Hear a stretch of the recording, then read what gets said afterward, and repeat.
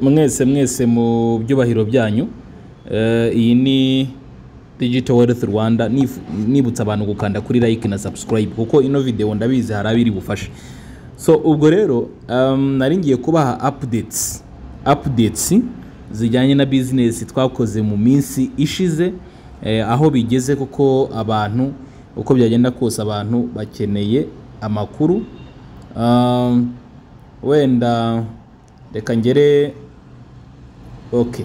icyo nagira ngo mvugeho ni kuri Berry yahindutse Berry Max. Berry yahindutse Berry Max. Hanyuma abantu ikintu nababwira nuko trading zarakomeje. Trading zarakomeje. Hari abantu wenda bavuga bati se bigeze hehe, bibaza ngo bimeze bite. Trading yarakomeje muri Berry Max ariko no kuvuga ngo ibigaragara uru ni urubuga rwa Telegram. Hanyuma izi ni sinyare, wenda urabona nk'ini yo ku itariki 7, ku itariki 7, ku itariki 8. Ni ukuvuga ngo sinyare zikomeje gutangwa nk'uko bikwiriye. Sinyare zikomeje gutangwa. Ku itariki 8 hatanzwe sinyare ndumva ari 2. No kuvuga ngo ku itariki 9 hatangwa sinyare nabwo 2. Ngira ngo biragaragara hano. Rero mu bifatika sinyare zirakomeje ziratangwa, urumva sinyare 2 ku munsi. Kandi umuntu agenekereje nabonye inyungu muri no minsi iri hagati ya 2.5 na 4%, ngenekereje ku munsi. Buri munsi bikagenda bityo. No kuvuga ngo abantu twari twarashoye twacuruzaga muri Berry, tugeze muri Berry Max abantu barabizi uko byagenze. No kuvuga ngo hafatiriwe, bafashe amafaranga yacu yose bayavunja muri token yitwa BRY. Bayavunja muri iyo, ndabizi ibyo byababaje abantu benshi, nanjye ndimo.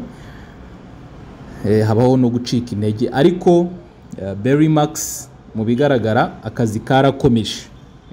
Akazi karakomeje. No kuvuga ngo sinyare zakomeje gutangwa, abantu bamwe batajya bazibukira nabo ntibajya babura, nabo bakomeje gucuruza muri no minsi. Rero ikintu nabwira abantu nuko urumva nyuma yuko amafaranga yacu yose bashyize muri iyo token yitwa BRY, bakatubwira yuko mu minsi 90 nishira byibura yarazamutse, yarageze ku gaciro k'amadolari 30, nibwo bazatwemerera kuvunja. Ubu rero amatangazo hari aravuga yuko n'ubu ngubu ahigeze bishoboka cyane ko hari umuntu yavunjaho bitewe nuko yemeye kugira ndi yongera gushyira kuri konte ye. No kuvuga ngo guhera ku madolari 50 kuzamura, kandi hari ababikoze mu bihugu bigiye bitandukanye birimo South Africa, birimo Burundi n'ahandi. Abayashyizeho baracuruza kandi bakabikuza kandi bikemera.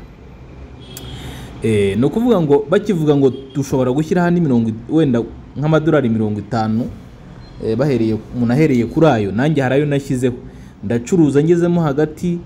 Batubwira kugura token yitwa BMI, nyiguze nayo barayaholdinga, ayo ngayo barayafata agumamo. Urumva bugomba mbiretse gutyo gutradinga mabihagaritse ni. Ariko nyuma yaho naje gukurikirana nsanga abandi barakomeje gucuruza stili nanone. No kuvuga ngo muri uko gukomeza gucuruza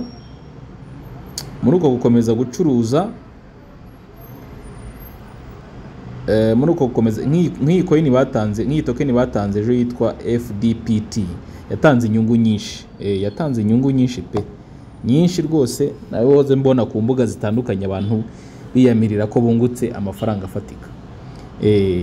No kuvuga ngo ubwo naje kuvuga nti ko numva ntashaka gushyira handi nanone, ko numva ntabikora. Ariko umuntu arambwira ati, umuntu angira inama wo muri South Africa ko n'ubundi business ni company niho ikomoka, ati byaba byiza ugize ayo ushyiraho niyo yaba make, kubera yuko noneho aho bigeze uyu munsi n'amafaranga yo muri sign in arabikurika. Yuko sign in ku bantu bari bafite VIP zigiye zitandukanye, nk'ubu ngubu ngewe VIP mfite hari impesha amadolari ari hejuru ya 30 buri munsi yo nkanzeho buri mu gitondo. Urumva rero kugira ngo ayo unlocked nshobore no kuyabikuza, birasaba yuko byibura nashyira handi madolari makeya niyo yaba amadolari 10, niyo yaba amadolari 10, nkayashyiraho akiyongera kuri ayo ngayo yangeza buri mu gitondo aza uko nkanzeho, kuko ntabwo nabyibagirwa kuko ayo ni amafaranga. Nk'ubu ngubu ngewe nkanzeho haza amadolari 40 wenda mbaye presi neza kugira ngo abantu bumve ibyo ari byo buri mu gitondo. So ubwo rero sinyari nyine nk'uko mubibonye zirimo ziraza tugacuruza buri nimugoroba, ziza guhera mu masaha 12 z'umugoroba kuzamura nibwo ziza, haza 2 ku munsi. Muri no minsi niko bimeze. Ubwo kubera yo yasayini ndumva ntabwo ari make cyane, nubwo nongeye iryo 10 gusa, amadolari 10 gusa ndacuruza. Hanyuma hashize iminsi 2 narabikuje ngo ndebe kwavaho, mbona na yandi yo muri sign ndabikuje nayo yaremeye barayampaye.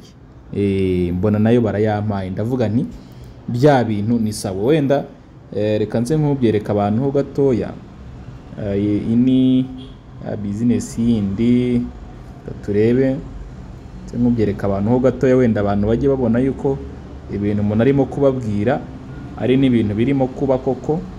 No kuvuga ngo nkanze hano kuri deposit, nabone ejo bundi ku itariki 8 z'ukwa gatandatu 2023 nabikuje amadolari 70 ndebe ko yavaho.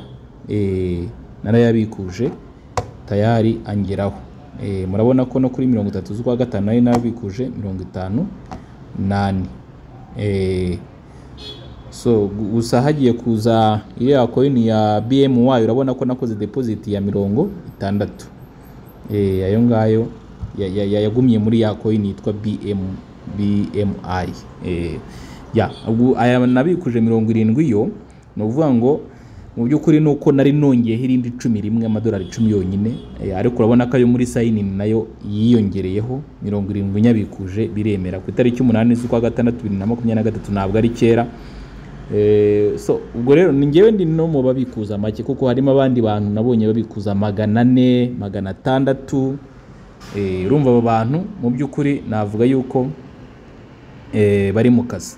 Ikindi ngiye muri konti yanjye wenda ndebye hano muri asset hano, urabona ko wenda nk'uyu munsi nta gishoro kinini mfiteho 247, nta gashoro ni gatoya ko gashoro. Ariko nibikomeza kugenda gutya ubwo amadolari 40 nagenda ajyaho buri ko nkanze kuri sign in, hanyuma nkana trading birumvikana.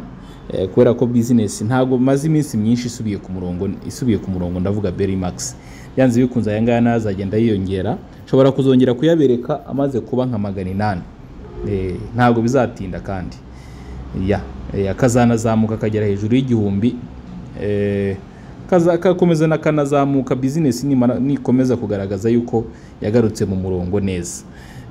Ubwo rero hari indi message nagira ngo mpabantu, nciye wenda muri messagerie nkareba kuri wenda reka ngira icyo nereka abantu. No kuvuga ngo iyi message niyo ngira ngo abantu barebe neza, kandi urabona ko yatanzwe ku rubuga rwa FC Global Official. Hari akantu barimo gupresiza ngira ngo nanjye nibandeho kugira ngo gashobore gusobanuka neza. No kuvuga ngo intego company ifite kuri za BRY zacu buri muntu afite kandi zitari nkeya, nuko byibura monthly goal, intego z'ukwezi, hagomba kujya 20% increase in 24-hour trading volume. Hagomba kujya haboneka 20% y'ubuzamuke, kugira ngo ya coin yitwa BRY ishobore kuzazamuka ko igere ku gaciro ka 30 nkuko company byifuza. Urumva uko abantu ba tradinga n'iki hari impact nziza birimo kugira kuri ya coin n'ubundi tubitse dukomeje kubika kugira ngo izagere kuri cya giciro. So hano bakavuga rero ngo unlock tokens using daily trading rebates. Example, earn 100 USDT commission, unlock 5 BRY at the current price. No kuvuga ngo niba wenda hari nk'umuntu ntago ari mu Rwanda tuba tuvuga gusa, ni mu bihugu bitandukanye za Namibia, za South Africa, Burundi no mu Rwanda no mu bindi bihugu bigiye bitandukanye. Hari umuntu kubera ko yaba arimo gucuruza n'abantu be harimo barimo gucuruza wenda bakoresha iyo ya sign n'andi make bongeyeho, bikageraho wenda nk'uwo muntu akabona komisiyo igera mu $100, iyo komisiyo yayibonye bituma bamurekurira muri za BRY bari bamubikiye, za zindi ziholdinzwe nyine zibitswe, bakamurekuriramo 5. Izo 5 rero yemerewe guhita azivunja ku giciro BRY irimo kuvunja ubu ngubu uyu munsi, agahita zivunja zikavamo USDT.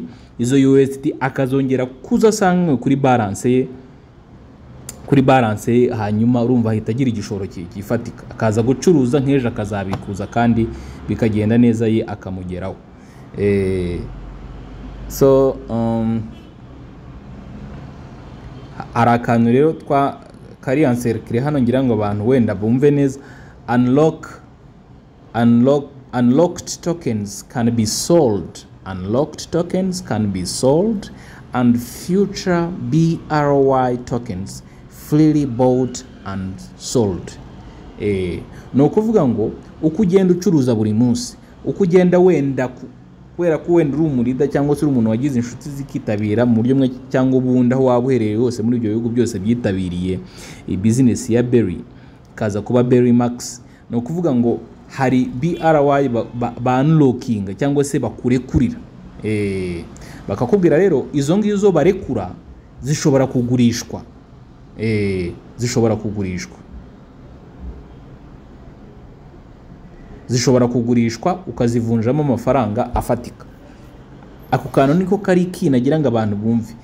Nubwo turimo gukoresha andi ya sign-in, nubwo turimo gukoresha ayo twongeyeho ayo makeya nyine, aba risk taker harimo babikoze, ntago twese duhwanyije imiterere n'imyumvire. Harimo abatatinyuka kubikora ariko harimo n'abatinyutse barabikora. Nuko nguko ibintu bimeze. Uko tuyakoresha du tradinga niki, hari nayo muri BRY baturekurira, dushobora izo BRY tukazigurisha nazo zikavamo andi ma USDT akaza kiyongera kuri balance dusanga kuri USDT muri konte zacu za Berry Max, hanyuma tugakomeza gucuruza umuntu afite igishoro kigiye hejuru kandi akaba yanabikuza aye akamugeraho. So izo ni updates zihari ubu ngubu umuntu yaha abantu muri rusange. Noneho ni haba n'indi mpinduka nziza abantu bazabimenyeshwa. So urumva kuba narabikuje ejo bundi bikemera, mba numva n'undi abikoze byakwemera, kuko benshi twasaga nk'abaretse no business tuvuga tuti nta kigenda n'iki ni cyo koza. Side iri negative kugeza uyu munsi navuga kuri Berry Max nanone itari nziza. Side itari nziza nuko nta muntu wo kubaza uhari kuri support. Abajyaga batwumva mbere bagasubiza ibibazo n'iki muri Berry, tutarajya muri Berry Max, abo ngabo nta bagihari. Urumva iyo nayo n'indi challenge, so umuntu akamenya ukuntu abyitwaramo. Ntekereza ko ano makuru mu buryo bumwe cyangwa ubundi ashobora kuba wenda wewe wari usanzwe uyazi, ariko abantu bawe bamwe harimo batayazi neza, ukabafasha bakigira amakuru nubwo ntacyo wenda babikoraho, ariko bazi uko situation imeze uyu munsi, bakaba bari updated kuri current situation ya Berry Max muri rusange. So ubwo rero nyamuneka mwibuke gukanda kuri like na subscribe kugira ngo nica nishobore gukura, ndetse n'amakuru tugenda tubagezaho ashobore kugera kuri benshi hirya no hino mu bihugu bigiye bitandukanye. Murakoze cyane rero, nakagaruka turi kumwe cyane.